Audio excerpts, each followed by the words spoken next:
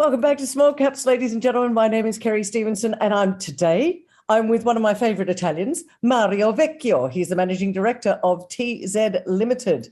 And if you don't know who TZ Limited are, they are at the forefront of the electronic locking device development. We're going to go into that, talk about their quarterly, and just dig a little deeper into the investment thesis around TZ Limited, because Mario has come into this role last year as Managing Director. He's always been involved with the company, but making some changes, making some good developments and some software licensing. So lots to chat about today, Mario. Great to see you. Great to see you as well. Well, the last time we spoke was October last year, and you were going to be starting to do some software licensing. But before we get into that sort of detail, why don't you just give us the highlights from the recent quarterly? Well, the highlights from a transformation and quarterly perspective is that we launched our TZ Cloud product, which is our subscription product, and we were able to achieve in that quarter around $250,000 of MRR, which is monthly recurring revenue. That's from that product. So that was a great take up from new customers, and those are now in the stage of being implemented. So that was a great outcome from the quarter from my perspective. You know, when you launch something new, you wonder what's it going to be like? Do we think it's going to work? But the take-up has been fantastic. So from that perspective, that was a great highlight for me for the quarter. I'd love to know, Mario, you know, as you call it, MRR, monthly recurring revenue, $250,000 per month, nice cash flow to have. How does that compare with what your expectations were? Our expectation, it's probably double what the expectations were. Wow, really? Okay. So, and what do you put that down to? Is that because the product itself, explain the product, explain the type of customers that are interested in it, and where the growth is going forward? Well, the product is a new generation of software that we developed, which runs on the cloud, right? So no longer it runs inside the equipment on the customer premise. So now it's managed centrally from the cloud, and it allows simplicity, you know, scalability, ease of use, all of that sort of stuff, and little management required from the customer because it all gets managed via a central location. So from that perspective, it's much easier for customers to use and deploy. The other thing that it does is it allows them to pay for it on an annuity basis. We pay, our terms are quarterly in advance, and customers can choose either a 12-month contract, a 3-year contract, or a 5-year contract, depending on where they are in their buying cycle. And but the type of customers that are coming on we're seeing a lot of growth in industrial click and collect. And what I mean by that is people with auto parts and large industrial, not large industrial parts, but small industrial parts like a Caterpillar or one of those John Deere and those sort of companies are wanting to simplify their supply chain and allow people to come and order online for whatever parts they need and go and collect them anytime they want, right? And not see anyone in the process. So we've been able to integrate those systems into their systems. So a John Deere customer can, from his phone, order whatever part he needs for his machine. Remember, a machine is a big machine, but it's typically made up of a lot of small parts.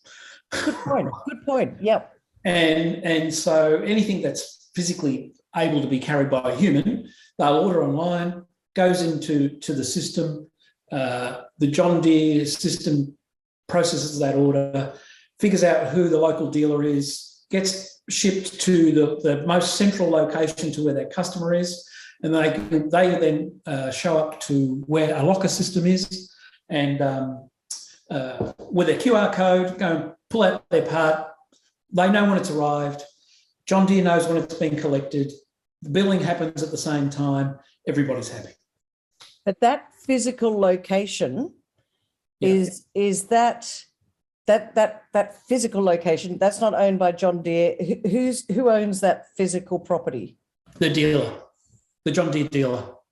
Okay, so it will be on there as part of their inventory. So do you go in and provide the I guess the hardware, the lockers, so to speak? We typically provide just the software and the locking systems, Right. and then there's someone that comes in and provides the all of the fit out and metal work that needs to be done around locker work. And we've got preferred partners that do that work for us. That was going to be my next question. Do you have a set of preferred partners so you can go, all right, John Deere, here's our guys. They'll come in, they'll set this up to your specifications? Correct. And we actually have a design plan and an architecture of the physical stuff as well. They adhere to that. It's our electronics and our software. And then the John Deere dealer decides whether they're going to put it near their distribution centre or out around their distribution centre. So they can choose to put it on their site or wherever they like, basically. And some do spread them out. And a John Deere would be one. I guess it's anything that people have to go and collect. Let me ask you this. Does your software work with somebody like Click and Collect for Coles or Woolies or some of those big, those sorts of people? Yeah, of course it does. Of course it does. And we have customers like that in the US for those environments. We have Adidas as a customer that uses it for that. We have Nike as a customer that uses it for that service. So we've got Starbucks that's rolling out right now for Starbucks. Yes. Why start? Hang on, that's a bit of left field one there for me, Mario. What am I going to do? Go collect my coffee? Yeah. Really? Yeah, absolutely. Order it online. It'll be ready for you in a warm locker for collection. Is that in Australia or is that in the US? In the US. In the US. Well, Starbucks is a global company, so I guess if it works how long has it been going in the US? It's literally only about 3 months old now, so it's brand new. It's brand new. What's the feedback been? No, feedback's been great. So they're going through their learning exercise about how they do it and where they put them.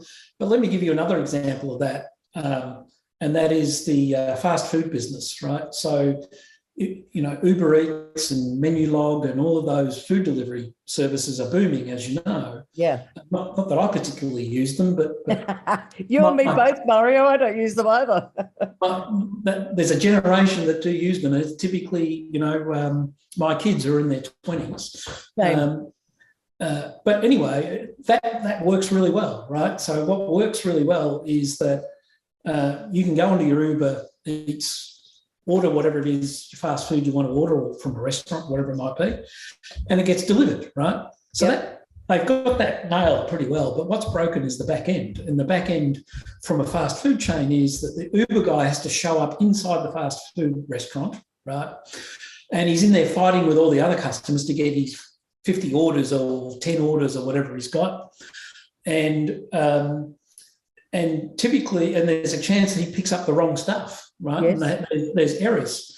So what we're doing is we've just completed a trial with a global fast food chain, which I can't name, and they've just placed purchase orders on us. Unfortunately, I can't talk about the company just yet, but what they're doing is they're putting heated lockers in and cooled lockers into the fast food chain, so that when the Uber guy orders, the people in the fast food restaurant can put burgers and the hot food in one and cold food in the other. The Uber driver shows up. He's got his QR code. He's got his locker number, clicks on it. There's no argument about whether he got or didn't get the right stuff. But also what happens is the fast food company knows how long that food's been in the heated locker, because they have a time limit to say if it's been in there for any longer than, I think it's 11 minutes or whatever the time is, then you've got to throw it out and put new stuff in, right? So they aren't able to do that right now. It's quite mechanical, whereas in this process, it's fully automated. The other thing that we'll be adding to that in the next phase will be the GPS information into their system, so that the fast food chain will know that the Uber driver is 12 minutes away from getting to the restaurant, right? That's Google Maps tells us that, right? Yep. And so they'll know that they need to put that fast food into the locker 5 minutes before or 3 minutes before or wherever it is, and they can prioritise where the food goes where instead of just not knowing what's going on there. So that helps their efficiency a lot. So that's a really interesting and I think unique use case that's come out of this whole COVID thing, right? Do you see TZ Limited as a company that is changing, I guess, could be completely changing the logistics of not just parts, but it's the logistics of every sort of type of delivery and making it a lot more efficient. Yeah, so for customers, they're ultimately saving money. At a really basic level, we are an asset management company in supply chain. Right. The asset might be a Caterpillar part worth $100,000, or could be a burger worth, $2. Doesn't really matter. And what we're providing is effectively chain of custody. And I don't talk much about chain of custody because you keep talking about that, they think you're running a prison or something, right? But chain of custody is I've handed it off to you. I've got a full record of you having authorised access to get it and when you got it. And then so therefore I've got a full chain of custody tracking system that allows everyone to know where and what has happened to those assets. And that's really what we're seeing is it is a whole logistics thing that's happening globally right now. Yeah, and that's pretty important. Mario, I want to go into the investment thesis. We've got a big investment audience here that are looking, your ASX code is TZL. Share price, I think, as we're talking, is about 10 cents. I want to talk about the investment thesis, the growth, where's the value for someone that's looking right now saying, it looks interesting. So I want to know where's the growth, where's the opportunity? The growth is absolutely in that industrial click and collect, where we're seeing a huge take up in that market now, and we think food will be next, right? But just out of interest, our order book, our sales orders, I think we did around 16 million last year. As of February this year, our order book is already almost $19 million. Are you talking Australian financial year, so July 1? Right. Just wanted to check that it wasn't January, because then I was going to go, what? 2 months, 19 million? That's crazy. All right. No. End of February. Okay. At the end of February, we're at 18.6 or 18.7 or something in orders already this year. So, the growth is there. And so now it's about execution and delivery of those projects. What's your, sorry to keep, I just want to focus a little bit on the numbers here as well, Mario. So if we're looking at 19 million, what's the profit margin like in that? Or are you still in the growth stage where there's a lot of expenditure going on? My goal is to grow and grow fast. Okay. And to use the working cash flow of the business to help me grow fast, right? We're not going to burn cash, but I'm also going to restrict what that profitability is going to be and reinvest that into the things that we're doing with our technology to allow this business to grow as it should.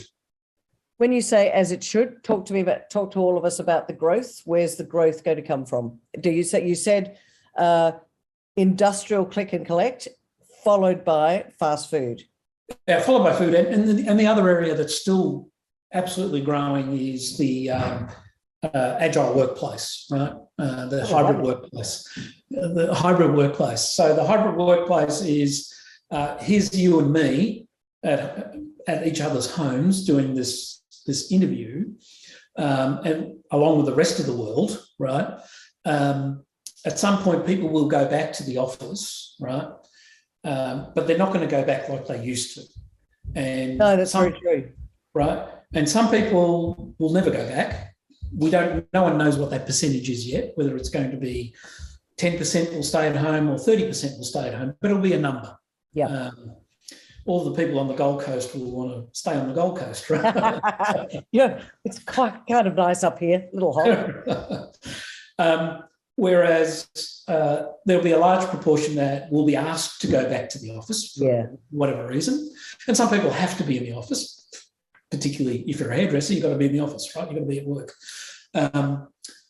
But there'll be a large proportion that will go in 1 day a week, 2 days a week, 3 days a week, 3 days a month.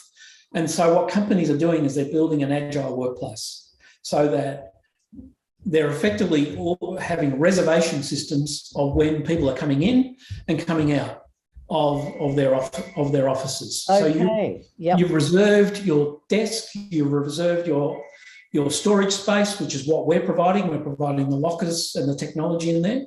You're reserving the IT information you need. And that way companies, once again, have access and can control who's coming in and out and knowledge about who's coming in and out. And what they're doing at the same time is they're shrinking their footprint and making an agile workplace, because they need less space, but they need to have it so that people can move around and not have a fixed office in the corner, and that's Bob's office and, or Mary's office, and that's it, right? So that's what we're seeing that all over the world, and that is changing all over the world. Big companies are moving offices into fantastic. We're doing one in London for James Lang Wooden right now, most beautiful office you've ever seen, but it's smaller than what it was. Wow, interesting. Right. So, and where does TZ come in? Where do you guys fit into it? Because you don't provide the physical lockers. No, typically what happens is the building, people who are constructing the building will do all the locker work, but we provide all the integration and software layers to give security, access control, chain of custody, all of those things that customers need to be able to get into their space, knowing that they have access to their storage area, and also other things are happening. And once again, it boils down to asset management. IT now, we're finding IT is saying, oh, your laptop's broken. Okay, don't come and give it to us. You're going to put it in locker 47, right? And in locker 48 will be your new one. Put your dead one in locker 47. It's sad in a way. I understand it, and to me it's reminding me of when I was at school and you had your locker. Exactly. So it's kind of like history repeating itself. But it is history repeating itself, right? Not that the IT guys ever want to talk to you anyway, but that's true. That's true. Mario, how big is the potential opportunity for TZ going forward? And who are your? Is there a barrier to entry? Oh, there is a barrier to entry, no question. Okay. But, it's taken a long time to get the knowledge of the workflows, right, of what works and what doesn't work into the software, right? Now, we're rebuilding some of the software so it's latest technology, new generation and scalable and all that sort of stuff. But the asset is the knowledge that's built over customers saying, I need this, I need that, I need the burger solution, I need this, I need that. So that is to learn all that is a great barrier to entry. And there's a lot of integration in this business as well. It's a little bit like your operating system on your computer. Your Microsoft operating system on your computer basically drives not just your word processor or your spreadsheet or your email. It drives your keyboard, it drives your screen, it drives your memory. We're doing the same thing, right? We're have to manage locks, not just ours, but we manage third-party locks as well. There's a bunch of electronics to manage in there. And then there's all the workflows and applications that customers use that we need to integrate into. Got it. So people come to us when integration is required. As soon as integration is required, because we've got open APIs, we're one of the very few companies that can do this integration in a timely, quick, and efficient manner. And so that's the core strength that we have. All right. Talk to me about growth for 2022. We're running out of time and I want to make sure we I need our audience to understand TZ as an investment opportunity. What's the growth looking like for 22? I think the growth of our MRR is going to continue to. Let me answer that in 2 points, right? Sure. MRR. So what we're doing is we're taking perpetual licenses and we're putting them into MRR. So that does have an impact, right? So the impact of that is that if you sold a perpetual license for $100,000, you recognise that revenue all up front. Correct. As soon as you convert to a SaaS model, you're recognising that revenue on a monthly basis. Yeah. Okay. Now, that $100,000, I'm going to, instead of that turning into $100,000 for the life cycle of the company, I'm going to turn it into $500,000 or $600,000 over a 6-year period. We've done all the modelling of this, right? So our MRR will skyrocket, right? We'll double and double and double as we roll out TZ Cloud. As a top-line revenue, it will start to catch up in 12 months' time. So our top-line revenue will still grow. On top of all that, it will still grow, but it's not going to grow at 30 or 40% because I'm building this MRR pipeline. Right. And I'm building the annuity pipeline. So it's important to measure the two components. What's the MRR growth look like, which is the annuity revenue, and what's the top line growth? I still have I've already told you I've got almost $19 million in top line sitting there from 16 last year. So I'm absolutely got top line growth. But my MRR is where the real growth is going to come from. All right, Mario, it's an exciting time going forward. This TZ Cloud, it is global. Is it easy for you to roll it out globally? Do you need to have teams across the world, or because it's cloud-based, you can do this all remotely? Yeah, well, we have done this work. It's already done and running. And I can scale this software out to pretty much any corner of the world. And for the first time, this company is offering 24/7 support, 365 days a year on that service. Never done it before. Wow, 24/7, 365 days, you've got software support for any customer around the world. Anywhere in the world. When did that start? About 60 days ago. Wow. Okay. Well, Mario, when I spoke to you in October, you said, I'm not going to sit here and do nothing. We're going to be going fast. Clearly, you have been going fast. What I want to know for our investor audience out there is 3 reasons why they should be sitting up and taking notice of TZL right now. We are becoming a global software company with the bluest of blue chip customers. Really, really, really strong.